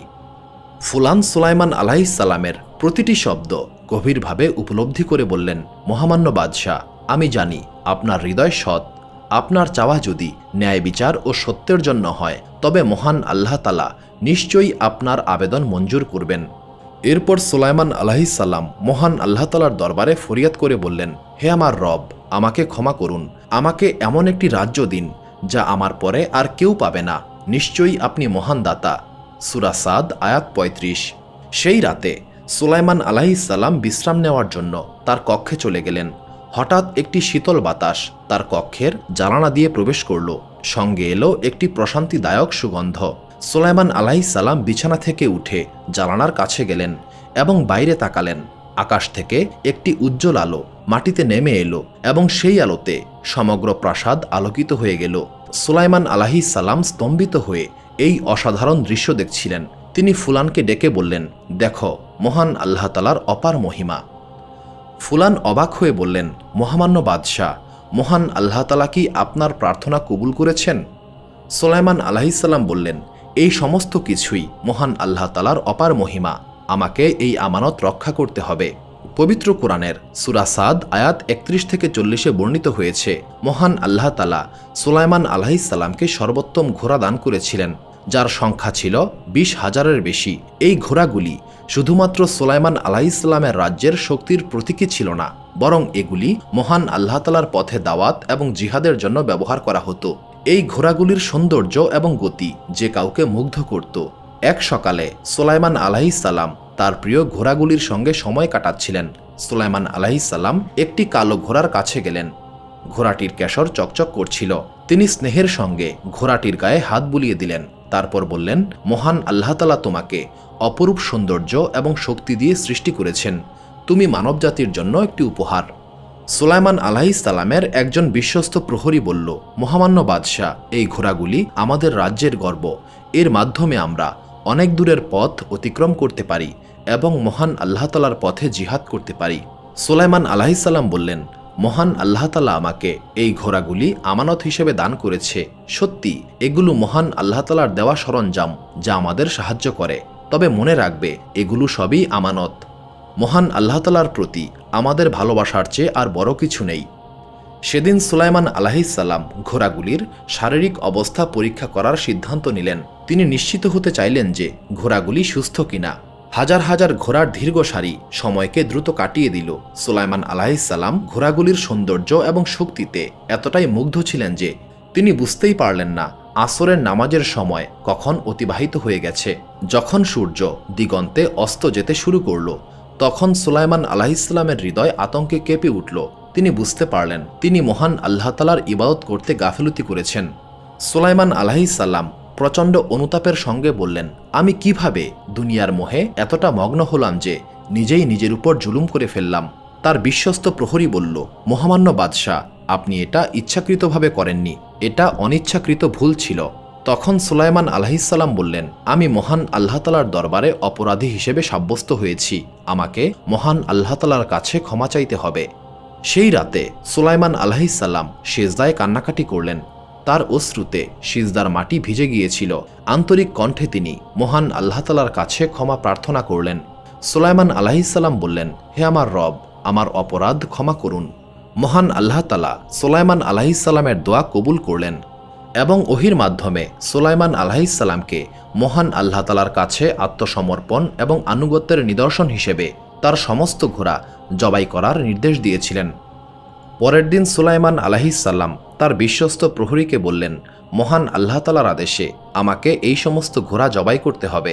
বিশ্বস্ত প্রহরী হতবাক হয়ে গেল। সে উদ্বেগের সুরে বলল, মহামান্য বাদশাহ, এই ঘোড়াগুলি মহান আল্লাহ তালার নেয়ামত। সুলাইমান আলাইহিসসালাম বললেন, মহান আল্লাহ তালার আদেশই সবচেয়ে বড়। আমি চাই না দুনিয়ার কোনো মোহ আমাকে আমার দায়িত্ব থেকে বিরত রাখুক। সুলাইমান আলাইহিসসালাম সমস্ত ঘোড়া জবাই করেছিলেন। তিনি মহান আল্লাহ তালার আনুগত্যের জন্য এই বড় ত্যাগ স্বীকার করেছিলেন। সুলাইমান আলাইহিসসালামের বিশ্বস্ত প্রহরীরা অশ্রু ধরে রাখতে পারল না। তারা জানত যে নবী সুলাইমান আলাইহিসসালাম তার ঘোড়াগুলিকে কতটা ভালোবাসতেন, কিন্তু তারা এটাও বুঝতে পেরেছিল যে মহান আল্লাহ তালার সন্তুষ্টি সবচেয়ে বড়। সুলাইমান আলাইহিসসালামের এই আনুগত্যে মহান আল্লাহ তালা সন্তুষ্ট হলেন। তিনি সুলাইমান আলাইহিসসালামকে আরও বড় পুরস্কার দান করলেন। তিনি বাতাসকে সুলাইমান আলাইহিসসালামের অধীনস্থ করে দিলেন। এখন সুলাইমান আলাইহিসসালামের আদেশে বাতাস তাকে যে কোনো স্থানে নিয়ে যেতে পারত। মহান আল্লাহ তালার এই নিয়ামত লাভের পর সুলাইমান আলাইহিসসালাম বললেন, সকল প্রশংসা মহান আল্লাহ তালার জন্য, যিনি আমাকে সীমাহীন নিয়ামত দান করেছেন। যদি আমরা মহান আল্লাহ তালার জন্য কোনো কিছু ত্যাগ করি, তবে তিনি এর চেয়েও ভালো নিয়ামত দিয়ে তা প্রতিস্থাপন করেন। এই দুনিয়া সুন্দর জিনিস দ্বারা পরিপূর্ণ, কিন্তু আমাদের সর্বদা মনে রাখতে হবে যে এগুলো সবই মহান আল্লাহ তালার আমানত, যে আমানত মহান আল্লাহ তালা যে কোনো সময় ফিরিয়ে নিতে পারেন। নবী করিম সাল্লাল্লাহু আলাইহিসসালাম বলেছেন, নিশ্চয়ই তুমি মহান আল্লাহ তালার ভয়ে কোনো কিছু ত্যাগ করলে মহান আল্লাহ তালা তার চাইতে ভালো কিছু দেবেন। একদিন সুলাইমান আলাইহিসসালাম তার সেনাবাহিনী নিয়ে তায়েফের উদ্দেশ্যে যাত্রা করেছিলেন। সুলাইমান আলাইহিসসালামের নেতৃত্বে সেনাবাহিনী শক্তি ও শৃঙ্খলার প্রতীক হয়ে উঠেছিল। এই পৃথিবীতে নবী সুলাইমান আলাইহিসসালামের মতো সেনাবাহিনী আর কারো ছিল না। তার সেনাবাহিনীতে ছিল শক্তিশালী মানুষ, জিন এবং পক্ষীকুল। সুলাইমান আলাইহিসসালাম সেনাবাহিনীকে নেতৃত্ব দিচ্ছিলেন এবং সকলের দিকে সতর্ক দৃষ্টি রাখছিলেন। তিনি এমন একজন বাদশাহ ছিলেন যে শুধুমাত্র আদেশ দিয়ে নয়, বরং ভালোবাসা ও প্রজ্ঞা দিয়ে নেতৃত্ব দিতেন। যাত্রাপথে তারা এমন একটি স্থানে পৌঁছালেন যেখানে হাজার হাজার এমনকি লক্ষ লক্ষ পিঁপড়া বসবাস করত। এই পিঁপড়াদের একজন সর্দার ছিল, যার নাম ছিল জিরসান। জিরসান পিঁপড়া সমাজের সম্মানিত নেতা ছিল। তার প্রজ্ঞাময় নেতৃত্বের কারণে পিঁপড়ারা শান্তি ও শৃঙ্খলার সঙ্গে বসবাস করত। যখন জিরসান সুলাইমান আলাইহিসসালামের বিশাল সেনাবাহিনীকে দেখল, সে তার সম্প্রদায়ের জন্য বড় বিপদ অনুভব করল। জিরসান ভয় পেলেও সাহসী ছিল। সে একটি ছোট্ট পাথরে আরোহণ করে চিৎকার করে বলল, হে পিঁপড়ার দল, তোমরা তোমাদের ঘরে প্রবেশ করো, যাতে সুলাইমান আলাইহিসসালাম এবং তার সেনাবাহিনী অজান্তে তোমাদের পদদলিত না করে। সূরা আল নামল আয়াত 18। জিরসানের আদেশে পিঁপড়ার দল খুব দ্রুত তাদের ঘরে প্রবেশ করতে লাগল। কেউ বাচ্চাদের নিরাপত্তা দিচ্ছিল, কেউ খাবার বহন করছিল, আবার কেউ দুর্বল পিঁপড়াদের সাহায্য করছিল। জিরসান তার সম্প্রদায়ের সুরক্ষা নিশ্চিত করার জন্য সর্বশক্তি নিয়োগ করেছিল। এই দৃশ্য দেখে নবী সুলাইমান আলাইহিসসালাম হঠাৎ থেমে গেলেন। তিনি তার সেনাবাহিনীকে থেমে যাওয়ার নির্দেশ দিলেন। সমস্ত সেনাবাহিনী, মানুষ, জিন এবং পক্ষীকুল একসঙ্গে থেমে গেল। সৈন্যরা অবাক হয়ে ভাবতে লাগলো, কি হয়েছে? একজন সেনাপতি বললেন, হে মহামান্য বাদশাহ, আপনি কি কোনো বিপদের আশঙ্কা করছেন? সুলাইমান আলাইহিসসালাম বললেন, আমি এমন কিছু শুনতে পাচ্ছি যা তোমরা শুনতে পাচ্ছ না। সেনাপতি আবারও প্রশ্ন করলেন, মহামান্য বাদশাহ, সামনে কোনো বিপদ আছে কি? সুলাইমান আলাইহিসসালাম বললেন, এই স্থানে অত্যন্ত জ্ঞানী একটি ছোট্ট সম্প্রদায় বসবাস করে। পিঁপড়াদের সর্দার তার সম্প্রদায়কে নিরাপদ স্থানে সরে যেতে বলেছে, যাতে আমাদের সেনাবাহিনী তাদেরকে পদদলিত না করে। পিঁপড়ার সর্দার নিজের চেয়ে তার সম্প্রদায়ের নিরাপত্তা নিয়ে বেশি চিন্তিত। সেনাবাহিনী এই ব্যাখ্যা শুনে অবাক হয়ে গেল। তারা এটা চিন্তাও করেনি পিঁপড়ার মতো ছোট্ট প্রাণী এতটা জ্ঞানী হতে পারে এবং তাদের এত দায়িত্বশীল সর্দার থাকতে পারে। সুলাইমান আলাইহিসসালাম পিঁপড়াদের উদ্দেশ্য করে বললেন, হে পিঁপড়ার দল, আমরা তোমাদের কষ্টের কারণ হতে চাই না। আমরা অন্য পথে যাত্রা করব, যাতে তোমাদের বাসস্থান অক্ষত থাকে। সুলাইমান আলাইহিসসালামের এই বক্তব্যে জিরসান খুবই বিস্মিত হল। সে এটা চিন্তাও করে নাই নবী সুলাইমান আলাইহিসসালামের মতো একজন বাদশাহ পিঁপড়াদের প্রতি এতটা দয়া দেখাবেন। জিরসান তখন সুলাইমান আলাইহিসসালামকে উদ্দেশ্য করে বলল, হে মহামান্য বাদশাহ, আপনি সত্যিই মহান। মহান আল্লাহ তাআলা আপনাকে এত নিয়ামত দান করেছেন, এরপরও আপনি আমাদের প্রতি দয়া দেখিয়েছেন। মহান আল্লাহ তাআলা আপনাকে বরকত দান করুন। সুলাইমান আলাইহিসসালাম এটা শুনে হাসলেন। তিনি বললেন, হে আমার রব, আমাকে বরকত দিন। আমি যেন আপনার দেওয়া প্রতিটি নিয়ামতের প্রতি এবং আমার পিতামাতার প্রতি কৃতজ্ঞ থাকতে পারি। আমাকে এমন সৎ কাজ করতে দিন যা আপনি পছন্দ করেন এবং আমাকে আপনার সৎ বান্দাদের দলে অন্তর্ভুক্ত করুন। সূরা আল নামল আয়াত ১৯। এরপর সুলাইমান আলাইহিস সালাম সেনাপতিকে বললেন, আমরা এই স্থান অতিক্রম করব না। সেনাবাহিনীকে অন্য পথে যাত্রা করার নির্দেশ দাও। আমি চাই না আমাদের মাধ্যমে পিঁপড়াদের কোনো ক্ষতি হোক। সেনাপতি বললেন, মহামান্য বাদশাহ, মহান আল্লাহ তাআলা আপনাকে বরকত দান করুন। সুলাইমান আলাইহিস সালামের এই আদেশ সমস্ত সেনাবাহিনীতে পৌঁছে দেওয়া হলো। সেনাবাহিনী নতুন পথে যাত্রা শুরু করল। যদিও সেই নতুন পথ দুর্গম ছিল, তবু কেউ কোনো অভিযোগ করেনি। তারা বুঝতে পেরেছিল সুলাইমান আলাইহিস সালাম মহান আল্লাহ তাআলার প্রতি আনুগত্য এবং প্রজ্ঞার কারণেই এই সিদ্ধান্ত নিয়েছেন। অন্যদিকে পিঁপড়ারা দেখল সুলাইমান আলাইহিস সালামের বিশাল সেনাবাহিনী অন্য পথে যাত্রা করছে। জিরসান তার জনগণকে বললেন, সুলাইমান আলাইহিস সালাম মহান আল্লাহ তাআলার এমন একজন বান্দা যিনি অহংকারী নন। চলো আমরা দোয়া করি যেন মহান আল্লাহ তাআলা তাকে এবং তার সেনাবাহিনীকে বরকত দান করেন। এই কাহিনীতে আমাদের জন্য অনেক শিক্ষা রয়েছে। আমাদেরকে অহংকার থেকে দূরে থাকতে হবে, মহান আল্লাহ তাআলার প্রতিটি নিয়ামতের জন্য কৃতজ্ঞ হতে হবে এবং তার প্রতিটি সৃষ্টিকে সম্মান করতে হবে। আমরা যেন সুলাইমান আলাইহিস সালামের প্রজ্ঞাকে অনুসরণ করতে পারি এবং সর্বদা মহান আল্লাহ তাআলার আরও ভালো বান্দা হওয়ার চেষ্টা করতে পারি। সুলাইমান আলাইহিস সালামের রাজকীয় রান্নাঘরে প্রতিদিন অবিশ্বাস্য পরিমাণ খাবার রান্না করা হতো। প্রতিদিন ৪,০০০ উট, ৫,০০০ গরু এবং ৬,০০০ ছাগলের গোশত রান্না করা হতো। এই সমস্ত খাবার মূলত জনগণ ও সেনাবাহিনীর জন্য প্রস্তুত করা হতো। একদিন সকালে নবী সুলাইমান আলাইহিস সালাম তার সিংহাসনে বসে ভাবলেন, এই সম্পদ এবং ক্ষমতার মাধ্যমে আমি কিভাবে মহান আল্লাহ তাআলার সৃষ্টিকে আরও বেশি পরিমাণে সেবা করতে পারি। তিনি দোয়া করে বললেন, হে মহান আল্লাহ তাআলা, আপনি আমাকে অসংখ্য নিয়ামত এবং ক্ষমতা দান করেছেন। আমাকে অনুমতি দিন, আমি এই দুনিয়ার সমস্ত প্রাণীকে একবেলা আহার করাতে চাই। মহান আল্লাহ তাআলা উত্তর দিলেন, নিশ্চয়ই তুমি এটা করতে সক্ষম হবে না। সুলাইমান আলাইহিস সালাম পূর্ণ আত্মবিশ্বাসে বললেন, হে মহান আল্লাহ তাআলা, আমাকে অনুমতি দিন, আমি আপনার ক্ষমতাকে সকলের সামনে উপস্থাপন করতে চাই। মহান আল্লাহ তাআলা সুলাইমান আলাইহিস সালামের এই প্রার্থনা মঞ্জুর করে বললেন, হে সুলাইমান, আমি তোমাকে অনুমতি দিলাম। সুলাইমান আলাইহিস সালাম তার সমস্ত সেনাবাহিনীকে বিশাল ভোজের আয়োজন করতে বললেন। তিনি মানুষ, জিন এবং পক্ষীকুলের সর্দারদের ডেকে বললেন, দুনিয়ার পূর্ব থেকে পশ্চিম প্রান্তে যাও এবং সমস্ত প্রাণীকুলকে আমার পক্ষ থেকে নিমন্ত্রণ জানাও। পাখিরা পাহাড়, উপত্যকা এবং মরুভূমিতে সংবাদ পৌঁছে দিল। জিনেরা সমুদ্রে প্রবেশ করে সামুদ্রিক প্রাণীদেরকে আমন্ত্রণ করল। অন্যদিকে মানুষের দল শহর ও গ্রামে নিমন্ত্রণ পৌঁছে দিল। কয়েকদিনের মধ্যে সুলাইমান আলাইহিস সালামের এই আয়োজনের খবর সমগ্র দুনিয়াতে ছড়িয়ে পড়ল। সুলাইমান আলাইহিস সালাম তার বাবুর্চিদের অকল্পনীয় পরিমাণ খাবার প্রস্তুত করতে নির্দেশ দিলেন। বিশাল বড় বড় পাত্রে রান্নার আয়োজন করা হলো। রান্নাঘরটি ১ মাসের পথের সমান দীর্ঘ ছিল। খাবার সারিবদ্ধভাবে সাজানো হয়েছিল, যা দিগন্ত পর্যন্ত বিস্তৃত ছিল। নির্ধারিত দিনে দুনিয়ার বিভিন্ন প্রান্ত থেকে প্রাণীকুল আসতে শুরু করল।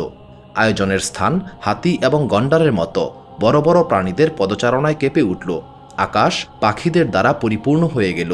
সমুদ্রের তিমি এবং অন্যান্য সামুদ্রিক প্রাণীরা সমুদ্রের তীরে জমায়েত হতে শুরু করল। মহান আল্লাহ তাআলা সুলাইমান আলাইহিস সালামকে জিজ্ঞাসা করলেন, হে সুলাইমান, প্রথমে কোন প্রাণীকে আহার করাতে চাও?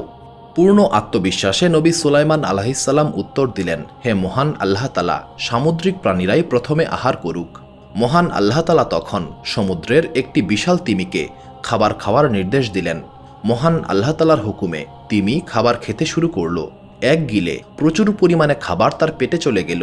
তিমি ক্রমাগত খেতেই থাকল এবং সুলাইমান আলাইহিস সালামের আয়োজন করা সমস্ত খাবার একাই শেষ করে ফেলল। সুলাইমান আলাইহিস সালাম অবাক হয়ে গেলেন। তিনি তিমিকে জিজ্ঞাসা করলেন, হে মাছ, তোমার উদরপূর্তি হয়েছে? তিমি মাছ বলল, হে সুলাইমান, আমি এখনও তৃপ্ত নই, আমার আরও খাবার চাই। সুলাইমান আলাইহিস সালাম কেঁপে উঠলেন। তিনি ভাবতেই পারেন নাই মাত্র একটি প্রাণী তার প্রস্তুত করা সমস্ত খাবার শেষ করে ফেলবে। তিনি আরও খাবার প্রস্তুত করতে বললেন। এবার আগের চেয়েও কয়েক গুণ বেশি পরিমাণে খাবার প্রস্তুত করা হলো এবং সেই খাবারও তিমি একাই শেষ করে ফেলল। তারপর সুলাইমান আলাইহিস সালামকে উদ্দেশ্য করে বলল, হে সুলাইমান, আমি এখনও পরিতৃপ্ত নই। এবার সুলাইমান আলাইহিস সালাম সিজদায় পড়ে মহান আল্লাহ তাআলার কাছে ক্ষমা প্রার্থনা করতে লাগলেন। তিনি বললেন, হে আমার আল্লাহ তাআলা, আমি ভুল করেছি। আমি সম্পদ এবং ক্ষমতা নিয়ে অহংকার করেছি।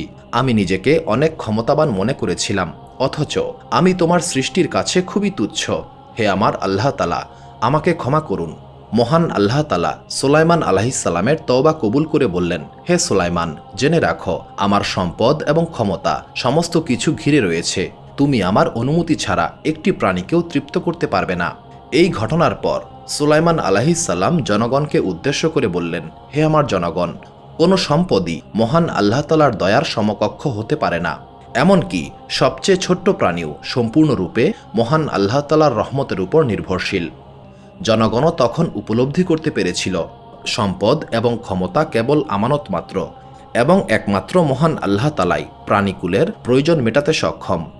মহান আল্লাহ তাআলা পবিত্র কোরআনে বলেছেন, পৃথিবীতে এমন কোনো প্রাণী নাই যার রিজিকের দায়িত্ব মহান আল্লাহ তাআলার নয়। সূরা হুদ আয়াত 6। একদিন নবী সুলাইমান আলাইহিসসালাম আকাশ ও পৃথিবীর মাঝে ভ্রমণ করার সিদ্ধান্ত নিয়েছিলেন। তিনি একটি বিশাল কার্পেটে চড়ে তার বিশ্বস্ত কয়েকজন সঙ্গী সহ রওনা দিলেন। পাহাড়, উপত্যকা এবং বিশাল সমুদ্র পার হয়ে এগিয়ে যেতে লাগল। যখন সুলাইমান আলাইহিসসালাম একটি বিশাল সমুদ্র অতিক্রম করছিলেন, তখন তিনি বাতাসকে বললেন, থেমে যাও। বাতাস থেমে গেল এবং কার্পেটটি স্থির হয়ে গেল। তখন নবী সুলাইমান আলাইহিসসালাম জিন ইফরিতকে ডেকে বললেন, আমি জানতে চাই এই সমুদ্রের তলদেশে কি রয়েছে। তুমি কি সমুদ্রের তলদেশ পর্যন্ত ডুব দিতে পারবে? জিন ইফরিত বলল, হে মহামান্য বাদশাহ, আমি আপনার আদেশ পালন করতে প্রস্তুত রয়েছি। নবী সুলাইমান আলাইহিসসালামকে সঙ্গে নিয়ে ইফরিত সমুদ্রের গভীরে ডুব দিল। গভীর সমুদ্রের জল ধীরে ধীরে অন্ধকার হয়ে উঠছিল, কিন্তু নবী সুলাইমান আলাইহিসসালামের উপস্থিতির কারণে চারপাশ আলোকিত হয়ে গেল। যখন তারা সমুদ্রের তলদেশে পৌঁছে গেলেন, নবী সুলাইমান আলাইহিসসালাম এমন একটি বস্তু দেখলেন যা সাদা ঝলমলে আলো ছড়াচ্ছিল। সেখানে একটি বিশাল মণি দিয়ে তৈরি গম্বুজ ছিল, যা সমুদ্রের তলদেশের মাঝখানে দাঁড়িয়েছিল। গম্বুজটিতে কোনো ফাটল বা ছিদ্র ছিল না। ইফরিত ওই গম্বুজের নিকটে গিয়ে বলল, হে মহামান্য বাদশাহ, এটা আমি আগে কখনো দেখিনি। গম্বুজের সৌন্দর্য সুলাইমান আলাইহিসসালামকে মুগ্ধ করেছিল। তিনি বললেন, এর ভেতরে কি আছে আমি জানতে চাই। এরপর সুলাইমান আলাইহিসসালাম মহান আল্লাহ তাআলার দরবারে ফরিয়াদ করে বললেন, হে আমার রব, এই গম্বুজের রহস্য উন্মোচন করুন এবং আমাকে আপনার মহিমা দেখান। মহান আল্লাহ তাআলা সুলাইমান আলাইহিসসালামের প্রার্থনা কবুল করলেন। মণি দিয়ে তৈরি সেই গম্বুজটি ধীরে ধীরে খুলে গেল এবং এর ভেতরের অংশ উন্মোচিত হল। সেখানে একজন যুবক সেজদারত অবস্থায় ছিলেন। তার মুখমণ্ডল থেকে অসাধারণ শান্তি বিকিরিত হচ্ছিল। গম্বুজের ভেতরের পরিবেশ ছিল সম্পূর্ণ শান্তিপূর্ণ। সুলাইমান আলাইহিসসালাম শ্রদ্ধার সঙ্গে সেই যুবকের নিকটে গেলেন। যুবকটি সেজদা শেষ করার পর সুলাইমান আলাইহিসসালাম তাকে সালাম দিলেন। যুবকটি সালামের উত্তর দিয়ে বলল, হে আল্লাহর নবী, আপনি বরকতপ্রাপ্ত হন। সুলাইমান আলাইহিসসালাম বললেন, আপনি কি জিন, মানুষ নাকি ফেরেশতা? যুবকটি বললেন, হে মহামান্য বাদশাহ, আমি একজন সাধারণ মানুষ। এই উত্তর শুনে সুলাইমান আলাইহিসসালাম প্রচণ্ড আশ্চর্য হলেন। তিনি বললেন, একজন মানুষ কিভাবে সমুদ্রের তলদেশে এই মণির গম্বুজে থাকতে পারে? মহান আল্লাহ তাআলা কেন তোমাকে এতটা সম্মানিত করেছেন? যুবকটি বলল, আমার মায়ের সেবা করার কারণে মহান আল্লাহ তাআলা আমাকে এতটা বরকত দান করেছেন। আমার মা একজন দুর্বল বৃদ্ধা ছিলেন। আমি তাকে পিঠে বহন করতাম। আমার মা সর্বদা আমার জন্য দোয়া করতেন। তিনি বলতেন, হে আমার আল্লাহ তাআলা, আমার সন্তানকে বরকত দান করুন এবং তাকে এমন স্থানে রাখুন যেটা না আকাশে না দুনিয়াতে। মহান আল্লাহ তাআলা আমার মায়ের দোয়া কবুল করেছিলেন। আমি জানি না আমি পৃথিবীতে নাকি আকাশে, কিন্তু মহান আল্লাহ তাআলা আমাকে এখানে রেখেছেন। সুলাইমান আলাইহিসসালাম যুবকের কথা শুনে বিস্মিত হয়ে গেলেন। তিনি মহান আল্লাহ তাআলার মহিমা দেখে আরও অবাক হলেন। তিনি যুবককে জিজ্ঞাসা করলেন, হে যুবক, এই স্থানে মহান আল্লাহ তাআলা কিভাবে তোমাকে রিজিক দান করেন? যখনই আমি ক্ষুধার্ত হই, তখন মহান আল্লাহ তাআলার রহমতে একটি খেজুর গাছের জন্ম হয় এবং প্রচুর খেজুর উৎপন্ন হয়। যখন আমি তৃষ্ণার্ত হই, তখন মহান আল্লাহ তাআলা এমন পানি প্রবাহিত করেন যা দুধের চেয়ে সাদা, মধুর চেয়ে মিষ্টি এবং বরফের চেয়ে ঠান্ডা।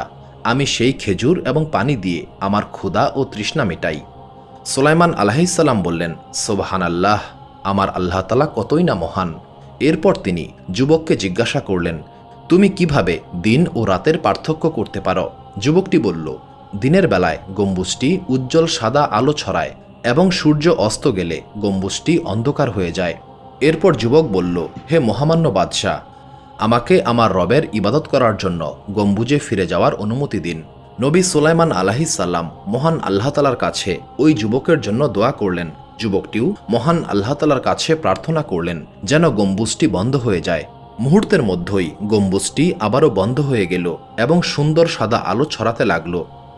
নবী সুলাইমান আলাইহিসসালাম কিছুক্ষণ গম্বুজটিকে দেখলেন।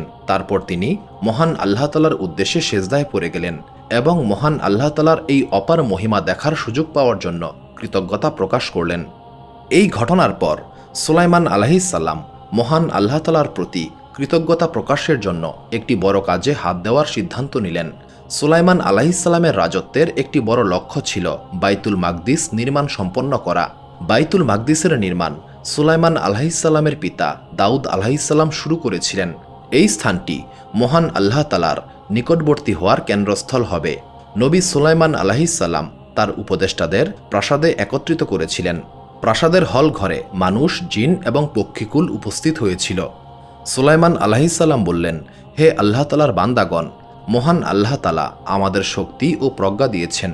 এর মাধ্যমে আমরা এমন কিছু নির্মাণ করব যা সমস্ত মানবজাতির জন্য গর্বের বিষয় হবে। আমি বাইতুল মাকদিস নির্মাণের সিদ্ধান্ত নিয়েছি। এটা এমন একটা স্থান হবে যেখানে মহান আল্লাহ তাআলার বান্দারা তার ইবাদত করবে। একজন জিন বলল, হে মহামান্য বাদশাহ, আপনি কি চান আমরা এই কাজটি সম্পন্ন করি? আমরা বড় বড় পাথর তুলে খুব দ্রুত এটাকে নির্মাণ করতে সক্ষম হব। হুদহুদ পাখি ছিল সুলাইমান আলাইহিসসালামের গুপ্তচর। হুদহুদ পাখি বলল, হে মহামান্য বাদশাহ, আমরা দূরবর্তী স্থান থেকে উপকরণ আনতে সাহায্য করব। সুলাইমান আলাইহিসসালাম বললেন, এই কাজে মহান আল্লাহ তাআলার সমস্ত সৃষ্টি জড়িত হবে। মানুষ, জিন এবং পক্ষীকুল সবাই একসঙ্গে কাজ করবে। বাইতুল মাকদিস এটা প্রমাণ করবে যে মহান আল্লাহ তাআলার সাহায্যে মানবজাতি অসাধারণ কিছু তৈরি করতে সক্ষম। নির্মাণের কাজ শুরু হলো। শক্তিশালী জিনেরা পাহাড় থেকে বড় বড় পাথর তুলে নির্মাণস্থলে হাজির করল। পাখিরা দূরবর্তী স্থান থেকে কাঠ ও মূল্যবান পাথর এনে সাহায্য করছিল। মানুষেরা সেই উপকরণের মাধ্যমে পাথর খোদাই করছিল এবং কাঠামোটি সুনির্দিষ্টভাবে তৈরি করছিল। সুলাইমান আলাইহিসসালাম নিজে এই কর্মযজ্ঞের তদারকি করছিলেন। তিনি হঠাৎ দেখতে পেলেন একজন জিন একটি বিশাল পাথর তোলার চেষ্টা করছে, কিন্তু সে বারবার ব্যর্থ হচ্ছে। সুলাইমান আলাইহিসসালাম দৃঢ়কণ্ঠে বললেন, থামো। সেই জিন মাথা নিচু করে বলল, মহামান্য বাদশাহ, আমাকে ক্ষমা করুন, এই পাথর খুবই ভারী। সুলাইমান আলাইহিসসালাম উক্ত জিনের কাছে গেলেন এবং তার কাঁধে হাত রেখে বললেন, তুমি তোমার সর্বোচ্চ চেষ্টা করেছ, কিন্তু মনে রেখো এই কাজ শুধুমাত্র শারীরিক শক্তির বিষয় নয়। যদি তুমি কষ্ট পাও তবে আমাকে বলো, আমরা একে অপরকে সাহায্য করব। উক্ত জিন কৃতজ্ঞতার সঙ্গে মাথা নেড়ে সম্মতি জানালো। তারপর অন্যান্য জিনের সাহায্যে পাথরটি শেষ পর্যন্ত সঠিক জায়গায় স্থাপন করা হলো।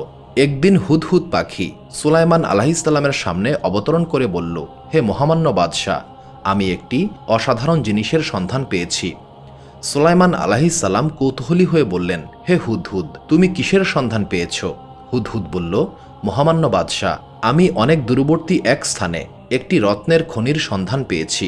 বাইতুল মাকদিস সাজানোর জন্য উক্ত রত্ন ব্যবহার করা যেতে পারে।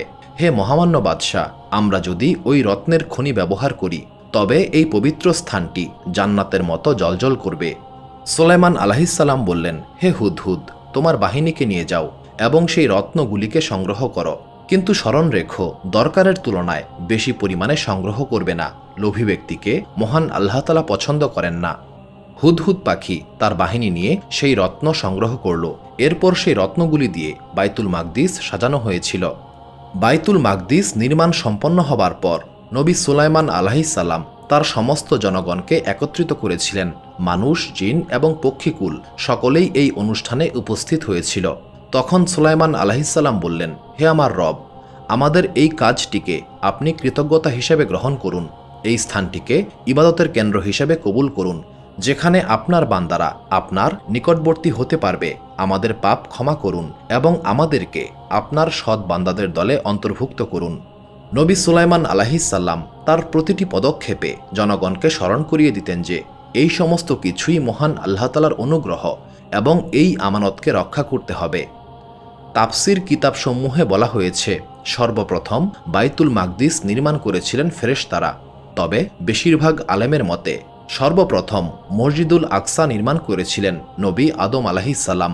তবে আদম আলাইহিসসালামের নির্মাণ করা বাইতুল মাকদিস কেমন ছিল, কেমন আকৃতির ছিল, কিভাবে নির্মাণ করা হয়েছিল, এই ব্যাপারে বিস্তারিত কোনো তথ্য পাওয়া যায় না। এরপর ইব্রাহিম আলাইহিসসালাম বাইতুল মাকদিস সংস্কার করেছিলেন। তৎকালীন সময়ে ইব্রাহিম আলাইহিসসালামকে স্বাগত জানিয়েছিলেন বাইতুল মাকদিসের বাদশাহ মালকি সাদ্দিক। তিনি একজন ধার্মিক ব্যক্তি ছিলেন এবং তাওহীদের উপর অটল ছিলেন। এটা ছিল খ্রিস্টপূর্ব 2000 সালের ঘটনা। এরপর ইয়াকুব আলাইহিসসালাম বাইতুল মাকদিস আবারও নির্মাণ করেছিলেন, অর্থাৎ এটাকে সংস্কার ও মেরামত করেছিলেন। এরপর সুলাইমান আলাইহিসসালাম মসজিদুল আকসাকে একটি বিশাল, মজবুত এবং সুন্দর ও প্রশস্ত ভবন হিসেবে নির্মাণ করেছিলেন। সুলাইমান আলাইহিসসালামের বাইতুল মাকদিস নির্মাণের ঘটনাটি আবদুল্লাহ ইবনে আমর রাদিয়াল্লাহু তাআলা আনহু থেকে বর্ণিত একটি হাদিসে উল্লেখ করা হয়েছে। তিনি বলেন, নবী করিম সাল্লাল্লাহু আলাইহি সাল্লাম বলেছেন, যখন সুলাইমান ইবনে দাউদ আলাইহিসসালাম বাইতুল মাকদিসের নির্মাণ শেষ করেছিলেন, তখন তিনি মহান আল্লাহ তাআলার কাছে 3টি জিনিসের প্রার্থনা করেছিলেন। 1. মহান আল্লাহ তাআলার সিদ্ধান্তের সঙ্গে সামঞ্জস্যপূর্ণ একটি বিচার ব্যবস্থা। 2. এমন একটি রাজ্য যা তার পরে আর কেউ পাবে না। এবং 3. এই মসজিদে এমন কেউ প্রবেশ করবে না যে শুধুমাত্র সালাত আদায় করতে চায়, বরং সে তার মায়ের গর্ভ থেকে জন্মানোর দিনের মতোই নিষ্পাপ হয়ে বের হবে। প্রথম 2টি জিনিস সুলাইমান আলাইহিসসালামকে দান করা হয়েছিল এবং আমরা এটা আশা করতেই পারি তৃতীয়টিও মহান আল্লাহ তাআলা দান করেছেন। সুলাইমান আলাইহিসসালাম বাইতুল মাকদিস নির্মাণ করেছিলেন খ্রিস্টপূর্ব 950 সালে।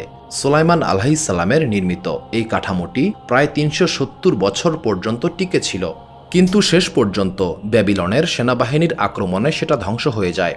একসময় রোমান সেনাপতি টাইটাস ইহুদিদের উপর ব্যাপক গণহত্যা চালিয়েছিল এবং বাইতুল মাকদিস ধ্বংস করে দিয়েছিল। কোনো ইহুদি অবশিষ্ট ছিল না। এরপর বাইতুল মাকদিসের নির্মাণ চলতে থাকে মুসলিম খলিফাদের মাধ্যমে।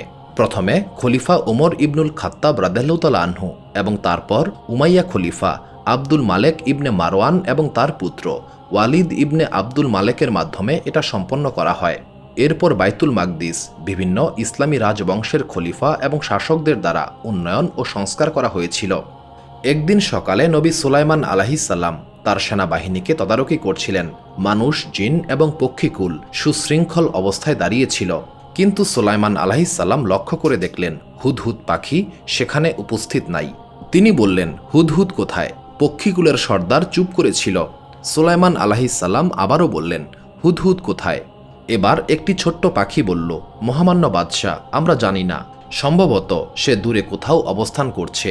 সুলাইমান আলাইহিসসালাম বললেন, নিশ্চয়ই আমি তাকে কঠোর শাস্তি দেব, অথবা তাকে জবাই করব, যদি না সে আমার কাছে একটি স্পষ্ট কারণ নিয়ে আসে। সূরা আন-নামল আয়াত 21। কিছুক্ষণ পর হুদহুদ এসে উপস্থিত হল। সে সুলাইমান আলাইহিসসালামকে উদ্দেশ্য করে বলল, মহামান্য বাদশাহ, আমি সাবা দেশ থেকে গুরুত্বপূর্ণ একটি সংবাদ নিয়ে উপস্থিত হয়েছি।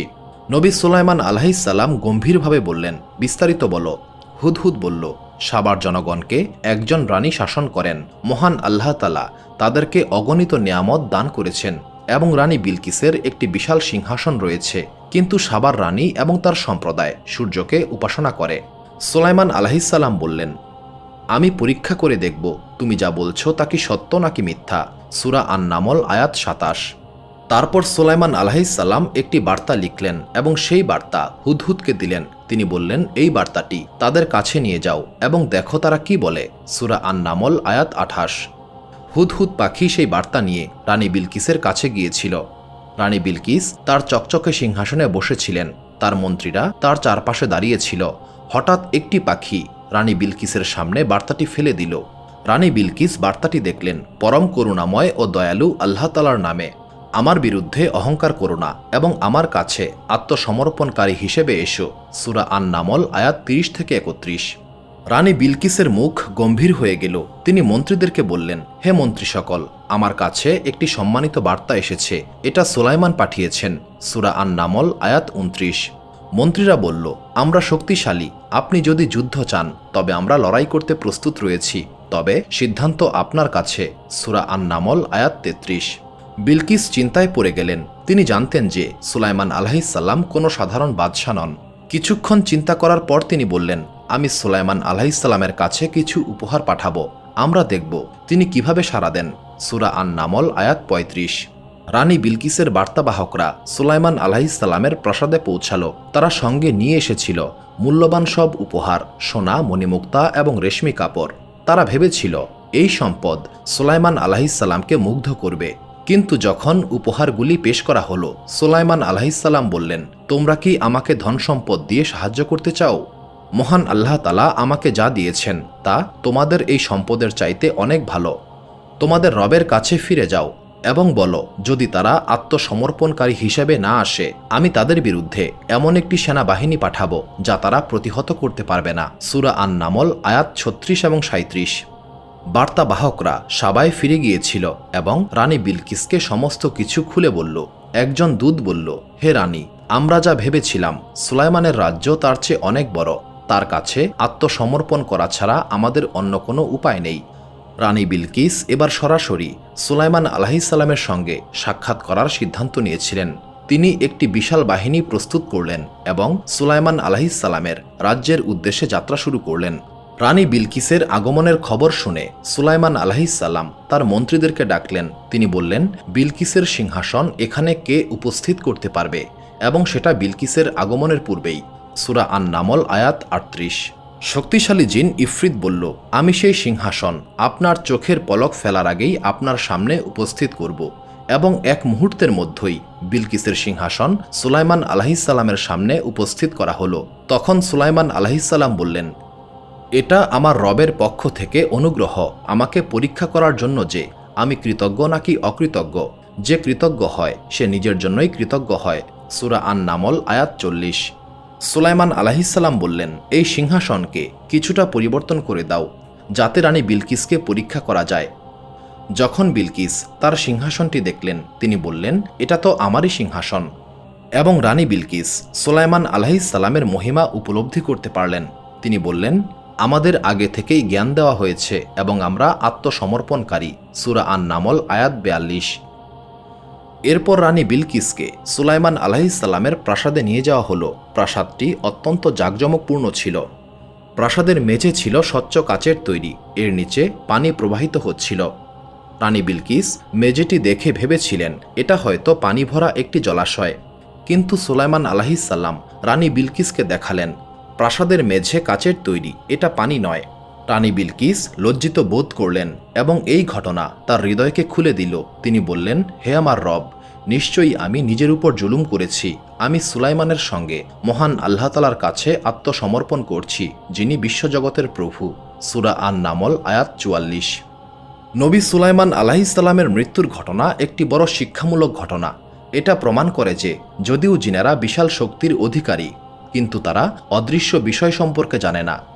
মহান আল্লাহ তাআলা পবিত্র কোরআনে বলেছেন, যখন আমি সুলাইমানের মৃত্যু নির্ধারণ করলাম, সুলাইমানের মৃত্যু সম্পর্কে কেউ জানত না, কেবল পিঁপড়া যখন তার লাঠি খেয়ে ফেলেছিল। তখন জিনরা বুঝতে পারল যে যদি তারা অদৃশ্য বিষয় সম্পর্কে জানত, তবে তারা অবশ্যই অপমানজনক শাস্তি পেত না। সূরা সাবা আয়াত 14। একদিন সুলাইমান আলাইহিসসালাম তার নামাজের কক্ষে প্রবেশ করলেন। এই স্থানে তিনি প্রায়শই একাকী অবস্থায় মহান আল্লাহ তাআলার কাছে ফরিয়াদ করতেন। সেই কক্ষে সুলাইমান আলাইহিসসালাম বসেছিলেন। হঠাৎ তিনি দেখলেন একটি বৃক্ষ মাটি থেকে খুব দ্রুত বেড়ে উঠছে। সুলাইমান আলাইহিসসালাম জিজ্ঞাসা করলেন, তোমার নাম কি? বৃক্ষটি উত্তর দিল, আমি হচ্ছি আল খুরুব। সুলাইমান আলাইহিসসালাম বললেন, তোমার এখানে আগমনের উদ্দেশ্য কি? বৃক্ষটি বলল, এই কক্ষটি আমি ধ্বংস করব। সুলাইমান আলাইহিসসালাম গম্ভীর হয়ে গেলেন। তিনি জানতেন এই বৃক্ষটি সাধারণ কোনো সৃষ্টি নয়। এই বৃক্ষের উপস্থিতি কোনো ইঙ্গিত বহন করে। কিছুক্ষণ চিন্তা করার পর তিনি মহান আল্লাহ তাআলার কাছে প্রার্থনা করে বললেন, হে মহান আল্লাহ তাআলা, জিন জাতির উপর মৃত্যু চাপিয়ে দিন, যাতে মানুষ জানতে পারে জিনরা অদৃশ্য বিষয় সম্পর্কে জানে না। কয়েকদিন পর সুলাইমান আলাইহিসসালাম আল খুরুব বৃক্ষটিকে নিজের লাঠি হিসেবে ব্যবহার করার সিদ্ধান্ত নিলেন। তিনি প্রায়শই এই লাঠি ব্যবহার করতেন সলাত আদায় করার সময় অথবা তার জনগণের সঙ্গে সভা করার সময় এই লাঠিতে ভর দিতেন। একদিন সকালে সুলাইমান আলাইহিসসালাম নামাজের কক্ষে প্রবেশ করেছিলেন। তিনি তার লাঠিতে ভর দিয়ে দাঁড়িয়েছিলেন, চোখ বন্ধ করে মহান আল্লাহ তাআলার জিকিরে মগ্ন হলেন। সেই নিস্তব্ধতায় হঠাৎ করেই মালাকুল মৌত উপস্থিত হলেন। মালাকুল মৌত নরম কণ্ঠে বললেন, হে সুলাইমান, আপনার সময় আর অবশিষ্ট নাই। সুলাইমান আলাইহিস সালাম নির্ভয়ে মালাকুল মৌতকে দেখলেন। তিনি শান্ত কণ্ঠে বললেন, আমি প্রস্তুত। আমি মহান আল্লাহ তাআলার এক নগণ্য দাস মাত্র। যদি তিনি আমাকে আহ্বান করেন তবে আমি সেই হুকুম মানতে বাধ্য। মালাকুল মৌত সুলাইমান আলাইহিস সালামের প্রাণ হরণ করলেন। তার দেহটি লাঠিতে ভর দিয়ে দাঁড়িয়েছিল। তার মুখমণ্ডলে শান্তি প্রকাশ পাচ্ছিল, যেন একজন বান্দা তার দায়িত্ব সম্পন্ন করেছেন। সুলাইমান আলাইহিস সালামের মৃত্যুর পর তার দেহটি লাঠিতে ভর দিয়ে দাঁড়িয়েছিল। তার আদেশে থাকা জিনেরা বুঝতে পারেনি সুলাইমান আলাইহিস সালাম আর জীবিত নাই। সুলাইমান আলাইহিস সালামের শেষ আদেশ অনুসারে জাঁকজমকপূর্ণ একটি ভবন নির্মাণ করছিল। জিনেরা কাজ করার সময় প্রায়শই একে অপরের সঙ্গে কথা বলতো। একজন জিন বলল, সুলাইমান আলাইহিস সালাম একজন অসাধারণ বাদশাহ। তিনি বিশ্রাম ছাড়াই অনেক সময় দাঁড়িয়ে থাকতে পারেন। অন্যজন বলল, নিশ্চয়ই তিনি মহান আল্লাহ তাআলার কাছে ফরিয়াদ করছেন। তার মতো মানুষ আর কেউ নাই। তারা তখনও জানত না সুলাইমান আলাইহিস সালাম ইন্তেকাল করেছেন। তার দাঁড়িয়ে থাকা দেহটি মহান আল্লাহ তাআলার ক্ষমতার প্রতীক হয়ে উঠল, যা সৃষ্টির বুদ্ধি ও জ্ঞানের বাইরে। দিনের পর সপ্তাহ এবং সপ্তাহের পর মাস অতিবাহিত হল। জিনেরা নিরবিচ্ছিন্নভাবে কাজ করছিল। অন্যদিকে একদল ছোট্ট পিঁপড়া নিরলসভাবে সুলাইমান আলাইহিস সালামের সে লাঠি খেয়ে ফেলছিল। এই পিঁপড়াগুলি ছিল ছোট্ট প্রাণী, যাদের মানুষ প্রায়শই তুচ্ছ মনে করে, কিন্তু এই ঘটনায় তারা মহান আল্লাহ তাআলার মহিমার একটি মাধ্যম ছিল। একদিন লাঠিটি শেষ পর্যন্ত সুলাইমান আলাইহিস সালামের দেহের ভার বহন করতে অক্ষম হয়ে পড়েছিল। একটি নরম শব্দে লাঠিটি ভেঙে গিয়েছিল। সুলাইমান আলাইহিস সালামের দেহ মাটিতে পড়ে গেল। এই ঘটনা জিনদের মধ্যে হুলস্থুলু সৃষ্টি করেছিল। তারা জমায়েত হলো এবং তারা বুঝতে পারল সুলাইমান আলাইহিস সালাম ইন্তেকাল করেছেন। জিনেরা হতবাক হয়েছিল। একজন জিন বলল, সবাই মনে করে আমরা সমস্ত কিছুই জানি, অথচ আমরা জানতাম না যে নবী সুলাইমান আলাইহিস সালাম ইন্তেকাল করেছেন। জিনেরা তাদের কাজ বন্ধ করে দিল। তারা বুঝতে পারল যে তাদের জ্ঞান সীমিত এবং শুধুমাত্র আল্লাহ তাআলাই সমস্ত কিছুই জানেন।